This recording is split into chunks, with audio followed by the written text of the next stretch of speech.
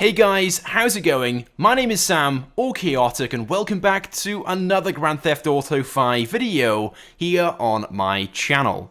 Now in today's video, I'm going to be taking a look at the all-new KARIN 190Z. As I'm making this video, this car hasn't been released yet in GTA Online, but it will be coming out tomorrow on Tuesday, February 13th.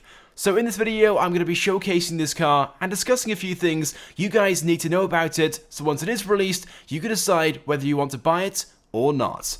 Now in fairness, the KARIN 190Z is a really awesome looking car. I know loads and loads of you guys have really been looking forward to seeing this in GTA Online ever since it was first found in the Doomsday Heist update files. And at last, it's coming out tomorrow, and I know loads and loads of you guys are really looking forward to it. And rightfully so, because the KARIN 190Z is a really cool car. Of course, this is based upon the Datsun 240Z. Here is a photo of that right now, and I'm sure you guys can see straight away the amount of similarity between these two. In fairness, Rockstar have done a really good job on creating this in-game and releasing it as the KARIN 190Z, and that's exactly why I know many of you guys are really excited to see this as an available vehicle in GTA 5. Now as for its price, well, once released tomorrow in GTA Online, it will be available to purchase on the Legendary Motorsports website for $900,000. Which, yes, does put this towards the top end of the sports classics category in the terms of its price, with the average sports classic costing around $700,000 to $800,000. But nevertheless, the KARIN 190Z is an awesome car, and I can see this being pretty popular in GTA Online. Now, the KARIN 190Z has a lot of cool and unique features, and I'm going to start things off by taking a look at some of the customization options available for this. And let me tell you guys, this thing has a lot of customizations. In fact, this is possibly one of the most customizable cars outside of Benny's original Motorworks. But getting straight into the customization, the first category, as you can see, is arch covers. And in this category, there are 19 different options, so there's certainly plenty of choice. So in here you can fit these extended fenders or arches with the basic option available, bolted on versions or trimmed arches, and there's also arch kit versions of these as well, which basically adds a lower, wider sill, which I think is pretty nice too. I ended up going for the basic arch kits, but certainly loads of choice in here, and as you guys can see, these are available either in the primary colour, secondary colour, or carbon if you guys prefer that. Then after upgrading the armor and the brakes, the next category is bumpers, and again in the front bumper category we have 17 different options in here with loads and loads of different choice. I ended up selecting the exposed bumper, which removes that front bar, which some of you guys may or may not like, so there are some options with that and some without. Personally, I prefer not to have it on there, so I removed it completely, and the exposed bumper as well also adds this slightly bigger lip. And as you guys saw as well, there are plenty of options in sticker bomb 2. There are loads and loads of different customization options available for this car in the sticker bomb finish, so if you guys like that, you can fit that. Then in rear bumpers, again 15 different choices in this category. I ended up selecting the removed bumper option, which again removes that rear bar from the rear end. Then moving on to the engine category, again loads of different options and choices here. In the first category we have engine block, and in here we have the option of actually changing the detail and the cover on the engine itself. But as you guys can see, we can't see any of those customizations being applied because for some reason in single player the HUD does not open up, and I'm not too sure if that's something which is also affected online or not, so we'll come back to that in a few moments when we remove the HUD and can see inside the engine bay. Moving on though to exhaust, now again, loads and loads of different options in this category with some pretty cool choices as well. So if you guys prefer to have the exhaust out the back, you've of course got that choice. You also have the option as well to fit some exhaust coming out the hood as well, which is pretty cool, or out the side in this side panel, which I thought was quite nice as well, but unfortunately isn't symmetrical. They only come out of one side, and that applies both on top of the engine and out the side as well. Which personally I find quite disappointing, as that would be a really cool option, but because that's not symmetrical, it kind of ruined it for me. And also bear in mind as well, it leaves that massive gap in the rear bumper as well, where the exhaust once was, so I ended up just going for a much more standard option, the big bore exhaust. Moving on then to grills, again, loads of different choices and options in this category. Now I do like the stock grill, and I probably should have selected it as it went quite well with the bumper that I also selected. I ended up selecting the carbon diamond grill, which I thought at first was pretty cool, but as you guys can see, the grill is now split up into two sections, with the diamond section at the top and the lower section stuck at the stock. I kind of wish Rockstar would make it so the whole thing was diamond, but unfortunately they haven't done so. So do bear that in mind when you're customizing this car, that some grills only go with some bumpers. Now moving on back to the engine category, I have now removed the hood in the hoods category, which is an option, which means when we go back to engine, we can now customize it and see exactly what we're doing. Now again, loads of different options in the engine block category first of all, with the option of adding detail, color, and covers as well. I ended up selecting the primary detail, which simply just paints the engine the same as the primary color. Then in brace bar, again, loads of options in here, which are typically only available at Benny's Original Motorworks. I just left it on stock. I thought the stock one was quite nice, but it goes to show this car maybe once was supposed to be a Benny's Original Motorworks car. But for whatever reason, Rockstar left it as a standard vehicle you can customize at the regular custom shop. Then in engine details, you guys can see, you can fit these engine kits, which basically add these filters on the side of the engine, which I thought was pretty cool, so I went ahead and selected the GT kit. But moving back to the hoods category to put one back on, now again, loads of different choice in this category with 18 different options available when it comes to fitting a hood. Again, some of these are extremely cool. The classic vent hood is quite a nice one. If you guys like the sticker bomb look, there's one of those as well. But as you guys can see, I ended up selecting the sports hood, which is a combination of two of the other ones available, the vented hood and the ridge hood, which I thought was pretty nice too. Then moving on to livery, again quite a few options in this category with some pretty awesome ones, the hardstand and the orange 190Z, I thought both of those were pretty cool. You may recognize both the red and the blue Jackal Racing one. These were both available for the Nero Custom when that came out back in 2016. So again, further evidence this may have been once upon a time a Benny's Original Motorworks vehicle. But I ended up selecting the hardstand livery, that was my favorite out of all of those. Then moving on to the mirrors category, again a few options in here. Basically you can change out the mirrors for a different style, a different color, or you can remove them completely, which is exactly what I did.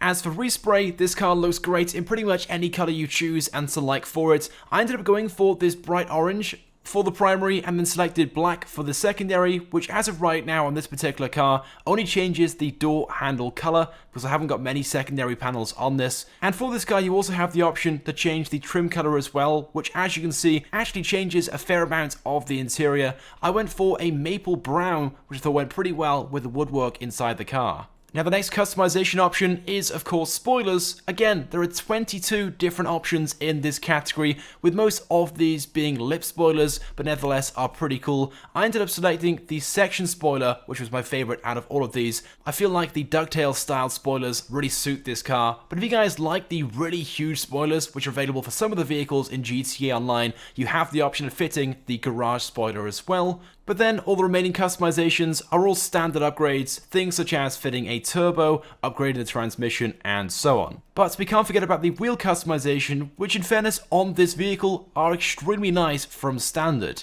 And you can't really see it in the gameplay, but in the center of the wheel there is the KARIN logo, which obviously if you change for a custom set of wheels will be lost. But there is a way to apply a wheel color to the standard set of wheels, which obviously usually in game isn't an option, and basically involves the iFruit app. Now of course this can be done with a lot of vehicles and a lot of stock wheels, and this glitch does work with this car as well. So what you guys want to do inside the custom shop is choose any random set of wheels, it doesn't matter, and then choose the wheel color you want to apply to the wheels on this vehicle. So for example, if you want to choose black, just go ahead and apply that, and then drive out of the custom shop.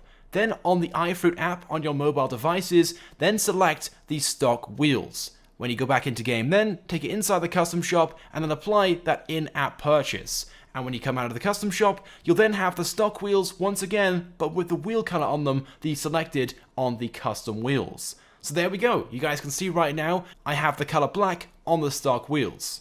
Anyway, moving on, and the next thing I want to show you guys is a small but pretty cool unique feature to this car. So as you guys can see towards the front of the car, there are these small panels which open when you go ahead and open up all the doors on this vehicle. It is a really cool feature in my opinion, and like I said, as far as I'm aware of, completely unique to this vehicle. And basically these panels are where the exhausts are fitted if you fit those side pipe exhausts. Anyway, but moving on to speed and performance next. Now I'd imagine most of you guys would expect the KARIN 190Z to be both fast in a straight line and around the track as well.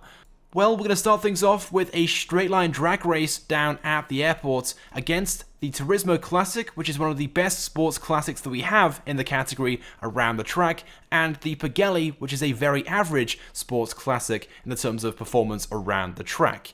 And as you guys can see, the KARIN 190Z completes this straight line drag race in 25.25 seconds and achieves a top speed of just 104 miles an hour. Now comparing this against the Turismo Classic, if you guys take a look at the speedo in the bottom right hand corner, you'll notice straight away it gets up to 100 miles an hour, much faster than the KARIN 190Z did. In fact, it took almost the entire runway for the KARIN 190Z to get up to 100 miles an hour, whereas this did it in just half the distance. And in fact gets up to 113 or 114 miles an hour in this drag race, but actually has a top speed of just over 120 and completes this in 23.11 seconds. So it's just over 2 seconds faster running this drag race. And then finally comparing this against the Pagelli, this came out in the I'm Not a Hipster update back in 2014, and even this was faster than the KARIN 190Z. This thing isn't really that quick or that sporty, and to much surprise was still faster, not by a huge amount, but completed this in 25.01 seconds, and even achieves a much higher top speed of 113 miles an hour. So just in the terms of its straight line acceleration and top speed, the KARIN 190Z is one of the slowest in the sports classics category. In fact, it's in the top 5 slowest sports classics. Now yes, I fully understand that straight line speed and acceleration isn't everything, especially from a sports classic, but I feel like a car like this should at least have some decent performance stats and be one of the best cars in the category. And it's not like its handling and cornering abilities saves this either. In fact, this thing has a very wide turning circle. So what you'll find is as you're driving around, when you go to turn into corners, you'll be going very wide. And it's these major things that really let the car down, in my opinion. Things really started off well for this. It is a very cool looking car. There are loads and loads of customization options available for this. Some really good choices, but unfortunately its overall performance, handling, speed and acceleration is significantly lower than most others in the category. And when you bear in mind it is one of the most expensive sports classics, but cars like the Turismo Classic, which are just $700,000, or the Pagelli, which is less than $100,000, is faster than this both in a straight line and around a track, this thing isn't really that useful unless you guys want to buy this just for showing off and cruising around in free roam. So as an overview then, should you guys buy this car? Well, put it this way, if you have to question whether it's worth buying or not, the answer is probably no. The only reason why to be buying this car is because you want one for what it is, a really cool classic sports car. It looks good, there's plenty of customization option for it, and it is fun to drive around, but in the terms of its performance, like I said, there are much better choices that you can have in GTA Online. And if you're short on money, $900,000 plus customizations upwards of $200,000 to $300,000 means this thing will cost you well over $100,000 to buy and fully customize. Anyway, but there we go then guys, with that being said, that is the KARIN 190Z. So yes, it is a cool car, but unfortunately, just one or two things let this car down, making it a slight disappointment. But nevertheless, I will be buying one tomorrow, and of course live streaming it, going through everything in more detail, the customizations, and all the other features relating to this, so definitely tune in to that. But I of course want to get your thoughts and feelings on the KARIN 190Z. Do you guys like it? Will you be buying it tomorrow once it's available? So go ahead and leave a comment right now on this video. If you guys could also drop a like as well, it would of course be greatly appreciated, and it helps me out a lot. And if you haven't subscribed to my channel, make sure you do, because I upload all the latest and the greatest Grand Theft Auto 5 content. So as always guys, thank you very much for watching, and I will see you guys next time.